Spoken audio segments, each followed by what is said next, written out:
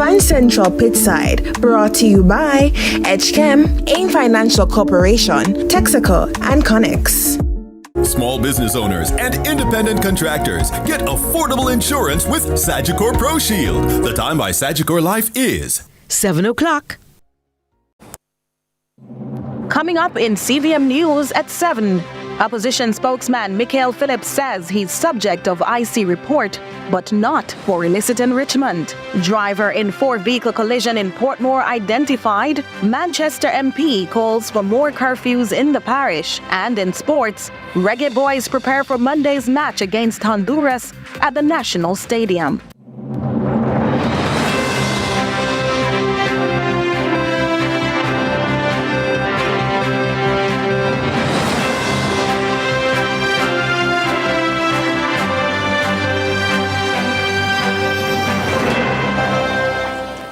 From Kingston, Jamaica, this is CVM News at 7, the weekend edition. It's Saturday, October 12, 2024. I'm Nika Lewis.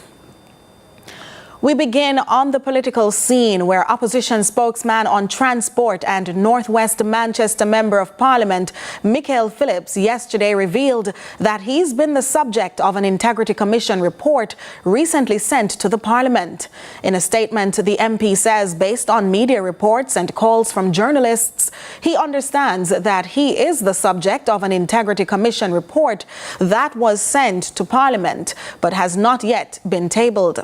In the interest of openness, he explains his 2022 statutory declaration was, quote, unfortunately due to a delay in getting all the relevant documents, end quote. He, however, maintains that shortly after the deadline, the documents were submitted and he has since fully complied with all the requirements.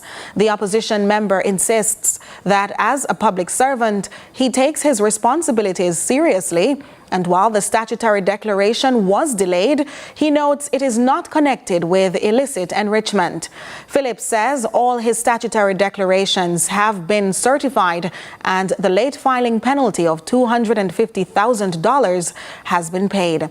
He adds, quote, I remain committed to serving my constituents and the people of Jamaica with integrity, transparency, and accountability. Now to an update on the recent 4-vehicle collision near the Aki village in St. Catherine Friday afternoon. It's since been reported that 50-year-old Carlton Palmer, a security guard, died as a result of injuries he sustained in that motor vehicle collision on the Municipal Boulevard in Portmore, St. Catherine. Reports from the Portmore police are that at about 5:12 p.m. Friday, Palmer was driving a Subaru Impreza along the roadway when he lost control of the vehicle and collided with a Nissan Rouge traveling in the opposite direction. The driver of the Nissan Rouge reportedly swerved and collided head-on into a Toyota Probox, and a Toyota Harrier collided into the rear of that Probox. All injured persons were taken to hospital, where Palmer was pronounced dead and the others treated. Investigations are ongoing.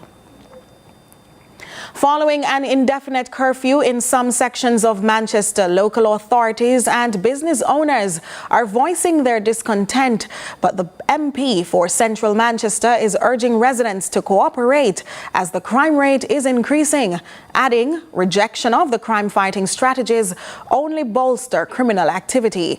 With more, here's Courtney Lewis. Member of Parliament for Central Manchester, Rhoda Moy Crawford, is reinforcing the need for curfews in some areas of the parish. This comes after much frustration surrounding the newly imposed crime strategy. I stand in full support of the lawful and professional efforts of the police here in Manchester to combat this scourge of criminality across the parish and provide reassurances to our law-abiding citizens.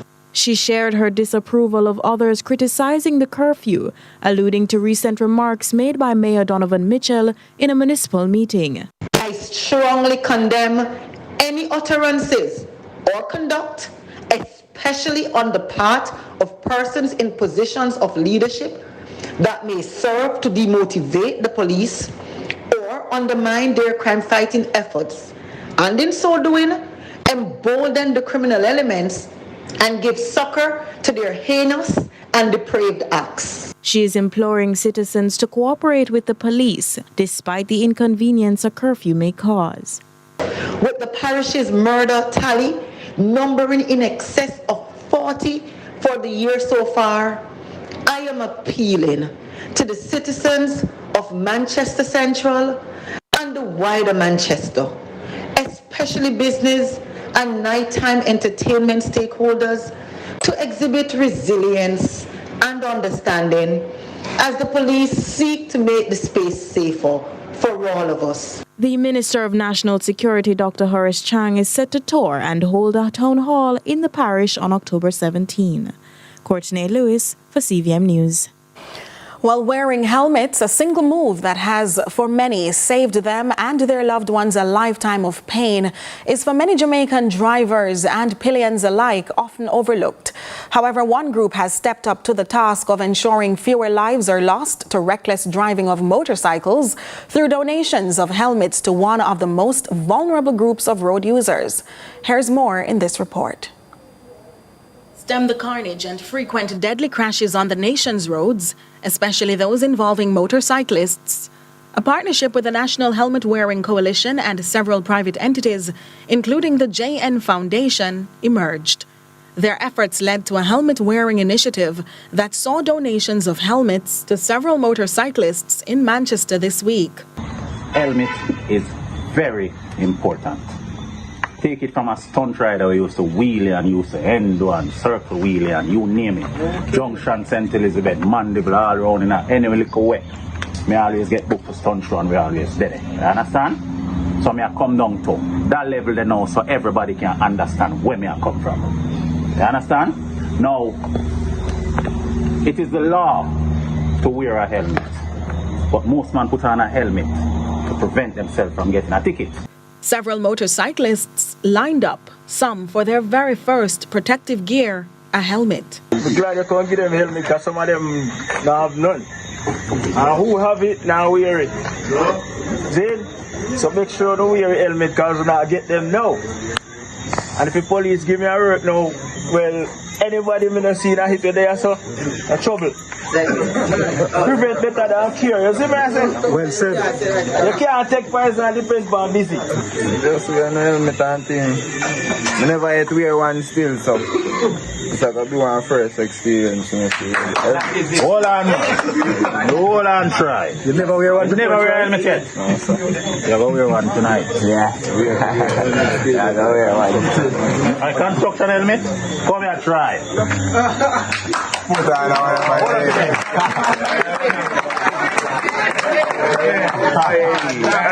Try, say, never wear a helmet yet. I'm gonna wear one tonight. But it's become evident over time that many do not know how to safely use the protective gear. Develop this habit now. Once you do that, you go like this. To ensure that the chin strap never push through one and pull back through one so it's not lock good. And anytime you strap my helmet before I ride off, I always go so. You understand? To make sure that it is securely fastened. When you put on your pillion, put on our helmet.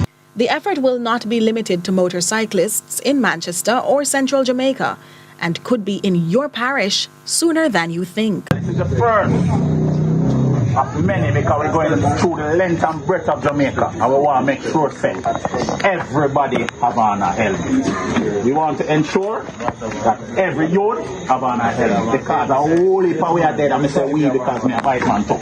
Every time we turn on the news, we said, Jesus Christ, another one. Two brother, 19-year-old youth arrived to school, him crash and him dead. You understand what I say? And we all have a love. We are from several different walks of Jamaica. Well, out west now, Councillor for the Savlamar Division, Julian Chang, is calling attention to the drainage systems in Westmoreland, which have reportedly worsened over the last few months. With more, here's Trisha Gay Kelly. In an urgent call for action, Councillor for the Savlamar Division, Julian Chang, is appealing to the authorities to address the deteriorating drainage system, warning that lives could be at risk if no action is taken. Chang noted that since the passage of Hurricane Beryl in July, the state of the drains has worsened significantly, leaving them in deplorable condition. Well, Savlamar has infrastructural problems from the beginning. We are below sea level, but really, since we've had Beryl and the inclement weather, the drains are flooding. It is likely that someone may even drown in the drains now. Some of the drains have overgrown in grass and bushes. The people are lamenting. There's mosquito breeding all across the division. Really, really bad at this time. But speaking at the Westmoreland Municipal Corporation earlier, Savlamar Mayor Danry Delancey says taking on this project will require funding. In relation to drinking in the town of Savlamar, we all know that drains can be cleaned. Just like that, it takes money to clean these drains. And as recent as, I think it was last week, if not early, it was last week, we had conversations about that. But in response, Chang says alternatives can be considered. I believe that there are some other incremental revenue areas that he can cut, I'm proposing that. Say maybe property taxes and put some towards the town and the cleaning of the drains, because we could have loss of lives. It's really bad. Trisha Gay Kelly, CVM News.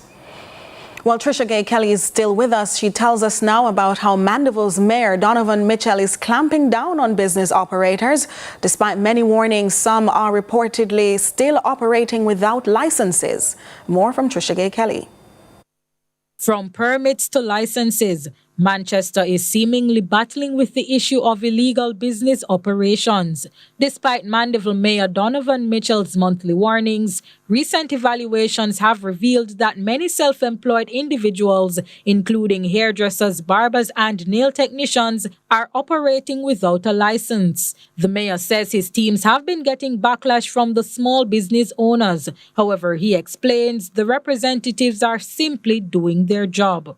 If the Ministry of Health is saying that some of these persons are not licensed, and when we have a breakout of disease and all of those stuff, especially the ones when the little boys or the girls go to their barbers and get their hair cut and there's fungus, those are the things we're trying to stop. Once more, he's encouraging the public to heed his warnings before the relevant authorities act. Not the politics of this parish. The health of this parish is paramount. And so, if there are any hairdressers and barbers and cosmetologists and those persons that are out there, they know that they are not registered, please come in and fill out the forms and let the health office do what they have to do. Speaking of licenses, Mayor Mitchell also highlighted an ongoing issue in the parish for the longest while. He says the corporation noticed many buildings were constructed without permits following Hurricane Beryl in July. This is something the corporation has mentioned in many meetings, but is still a cause for concern. The mayor reasons the corporation has given business owners adequate time to right their wrongs. We gave an amnesty to persons who know they have built without permission and have built in a certain way, that they should come in and have dialogue with us, and the relevant fees would have been waived in terms of the penalties. Some persons are one or two persons that have come in, some have not come in. And the team is going to be going out there to make sure that the right thing is done. In addition to not having permits, some buildings are also blocking waterways and contributing to flooding, another serious issue in the parish. Trisha Gay Kelly, CVM News. Stay with us for so much more after this break.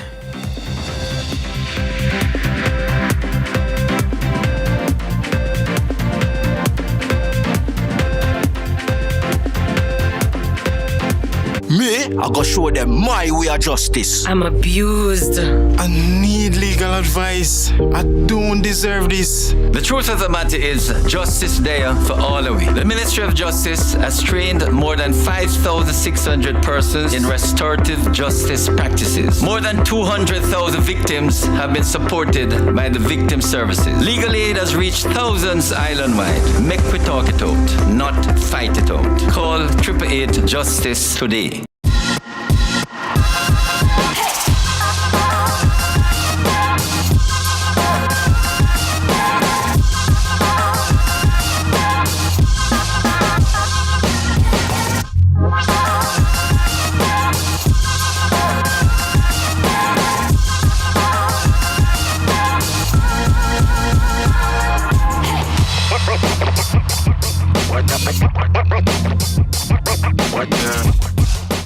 Fan Central Pitside, brought to you by HChem, AIM Financial Corporation, Texaco, and Connex. Hi everyone, my name is Kurt Dunn. Greetings from Kelly's Kelly Yoga. Hey, it's Travin Morrison, and I am your National Physical Activity Specialist. And it's time to make a move. Jamaica, let's get moving again. Season 2 of the Ministry of Health and Wellness Jamaica Move series is here. Join us Wednesdays at 5 a.m. and Saturdays at 8 a.m. right here on CVM TV. Let's get moving. Make a move now.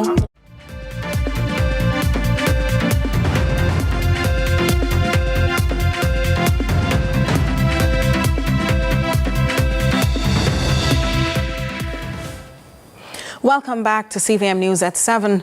Continuing the news. The Jamaica Constabulary Force hosted its SWAT Roundup competition this Saturday, aimed at building camaraderie and showcasing excellence in performance. The event was held at the National Police College of Jamaica. With more details about the competition, here's Courtney Lewis. The JCF is ramping up crime-fighting efforts and building community confidence through its National SWAT Roundup competition. The competition features a series of events for officers to test marksmanship, rescue skills, collaboration skills, and fitness. This prestigious event has brought together over 30 Eli teams from across the island, showcasing the best of Jamaica's law enforcement capabilities. I believe the competition aims to enhance tactical skills, foster teamwork, and promote excellence in law enforcement. Senior Superintendent Mikel Phillips, head competition judge, says this year's staging saw excellence in precision, communication, and accuracy. The National SWAT Roundup competition really serves as a platform to enhance operational readiness. It fosters camaraderie among the different units, and it also identifies top performers for specialized training opportunities. And of course, it promotes public trust and confidence in the JCF and our national security apparatus generally. Police Commissioner Dr. Kevin Blake called the event a huge success, noting the large turnout and skill set of the constabulary force. We have done exceptionally well on the international stage in the sports of shooting. Right, our all-female girl team, our Alpha Angels, have made us proud. Our GRA, Jamaica Rifle Association, and also members of the JCF and the JDF, who have had several teams that are forces to be reckoned with. The top brass is encouraging Jamaicans to support the event and recognize the efforts of law enforcement and national security. Courtney Lewis for CVM News. In acknowledgement of World Homeless Day, the Portland Municipal Corporation on October 10 geared at providing care for people living on the street. But the corporation and community stakeholders are calling for more multi-sectoral support in addition to new plans to facilitate the homeless. With more, here's Courtney Lewis. The homeless are some of the most vulnerable in the Jamaican society, though most times is seen as a nuisance to the community. But in recognition of World Homeless Day on October 10, the Portland Municipal Corporation staged a treat, offering rehabilitation, with the aim of reducing the stigma and making way for a sense of dignity. Mayor Paul Thompson stressed the importance of getting the indigent off the streets. Some of them are not really homeless in the true sense, because some of them have their homes, but their relatives put them outside. And we are concerned about them being on the street because some of them are very aggressive, and the citizens that are passing, sometimes they are fearful. A drop-in center is also in the works, with plans to provide occupational therapy for visitors. At the drop-in center, the homeless people, they can visit, they can have a bath, they are cared for, they are fed, and they are medicated according to the medication that they are on. So we are preparing for them, and I hope they will enjoy this facility that we are preparing for them. One young man currently in rehabilitation shared that despite discrimination, he remains grateful. I feel relieved and pleasured to know that I have a community in back of my page, because I'm here at the rehab and I have a strong bond with people that care for me at the rehab, friends and family. While many share these sentiments, there's still a call for greater support from businesses and community organizations. We need to work together across sectors, government, non-profit businesses, and communities. It is through partnership that we amplify our impact. Let us collaborate on creating comprehensive support network that address not just the immediate need, which is giving them little food on the road, but also underlying cause of homelessness, whether it's unemployment, mental health, or systematic inequalities. Courtney Lewis for CVM News. A look now at regional and international news.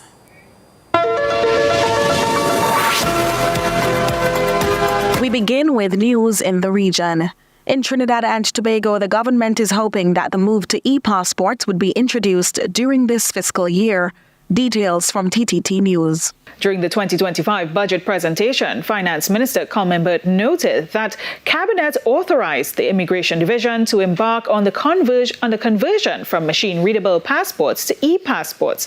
Speaking during the Standing Finance Committee in the Lower House on Friday, Minister Imbert said the process has already commenced, but he's unsure how long it would take to be rolled out to the public. The question of moving to the electronic passport, which is a passport with a chip in it, it's quite a costly exercise. So we had to look at the feasibility of continuing with the existing machine-readable passports. The investigation into claims that BDF soldiers at the Machakilla conservation posts are being bribed by Guatemalans is still ongoing. The investigative team met on Wednesday and is set to release its findings on October 18. One of the more bizarre allegations is that Guatemalans are bribing soldiers with chicken. Here's Channel 5 Belize. Chicken can't pay out to protect the interests of this country. Prime Minister John Briceño speaking on allegations that Guatemalan loggers are bribing Belize Defense Force soldiers stationed at the Machakilha Conservation Post. That investigation continues, as News 5 has learned that the investigating team met on Wednesday, October 9th, and is expected to submit its finding by Friday, October 18th. Our own investigation has revealed allegations of Guatemalans bribing soldiers with chicken. Is that all it takes? Chicken for our BDF soldiers to abandon their duties? Not to mention their sense of pride and patriotism thrown out the window. But if you put yourself in the soldiers' boots, you will realize that they do work hard and get paid very little. In international news, Sean Diddy Combs will soon be on trial for sex trafficking and racketeering charges, with a date set for May 5, 2025. In addition to the criminal case, he is being sued by dozens of people who have accused him of sexual assault, rape, and sexual exploitation. More from the BBC. Among those present at the Manhattan courthouse, Sean Combs' 83-year-old mother, Janice, who earlier in the week sprang publicly to his defence. Have you guys spoken to your father? Have you spoken to your father? And other family members, including his twin daughters, Jessie and Delilah. Christine, have you spoken to your father? Hey, straight ahead, Doc, straight ahead. One of hip-hop's biggest names, the man who shaped the sound and culture of an entire generation, has spent the last 3 weeks in jail. Raids by heavily armed agents on his homes in Miami and Los Angeles in March this year led to federal charges of racketeering and sex trafficking. Combs, who is also facing a slew of civil lawsuits, has pleaded not guilty and blew kisses to family members in the courtroom before being led away. His lawyer has called the sexual activity described by prosecutors consensual, citing, amongst other things, the leak of this security video alleged to show Sean Combs assaulting his ex-girlfriend Jessie Ventura in the hallway of a Los Angeles hotel in 2016. Combs' lawyer asked the judge to impose a gag order banning prosecutors from leaking evidence in the case to the media. That's it for regional and international news. A St. James pastor and his wife excitedly welcomed a child 2 years into their marriage, a son they called Josiah, meaning God supports and heals. Their little star is now 3 years old, and his life is so far confirmed that he's perfectly named. It's time for Inspire Jamaica with Carlton Brown. Reach out and touch somebody's hand. Make this world a better place if you can. I want to touch the stars. Twinkle. Touch the star, baby. Yay. Twinkle, twinkle, little star. I wonder what you are. Look me jump. Woo! Yeah. For the dignity of the glow, the sparkling light he spotted is perhaps difficult to others looking on to understand. But for his parents, Lionel and Sasha Gay Lowen, it's like a decode to the freedom they all enjoy together now, since the day they were told their only child, Josiah, has cancer. Wilms tumor is a form of cancer found in children, which affects mainly the kidneys. Cancer is no respecter of persons, right? We are all at risk for this disease. And the best option that's open to all of us is early detection. Based on the silencing effect worldwide, such frankness is often communicated to increase awareness and reduce the cultural myths and the taboos surrounding the disease. Now, even though it was Mrs. Lowen who translated awareness into prompt action, the emotional blow was hard-hitting. I don't know if I can actually say what the reaction is. I think it's way more than just detrimental. It was really, really hard to even take in or to think about, It was like not real or not happening. When she felt a hardness in his tummy, of course, I took it as nothing. I did not feel it was anything serious. But she, having experience around children, her nieces and nephews, she was adamant that something was definitely wrong because a baby's tummy should not feel this way. Off to the local pediatrician they went, and after an ultrasound and a CT scan, they journeyed to Kingston to the Bustamante Hospital for Children. That consultation did not turn out how we expected because he was admitted immediately because of how high his blood pressure was after they checked his vitals. Josiah would have been in and out of the hospital for quite a few months because the team at Bustamante had picked up that this was a serious case. What followed were months in hospital and chemotherapy for the couple's 1-year-old. That was a very scary part of the journey because they would have explained to us the dangers and the rigors of chemotherapy. However, we had no choice. Josiah tolerated the chemo quite well, maybe not as was expected. He was still able to move around. He was still pretty active. As a matter of fact, we were able to take him home and we would take him in when it's time for treatments. It affected him in a sense that sometimes, as you know, with chemotherapy, the immune system automatically becomes compromised. And so there are times when Josiah would have had infections and would have had to be admitted in the hospital for antibiotics and for other treatments. And so that would have affected him in that way. It also affected him in such a way that he would have lost a whole lot of weight, literally came down to skin and bones. He went back to wearing newborn diaper. At one point, the little warrior became bedridden. So what could have happened to see Josiah Lowen move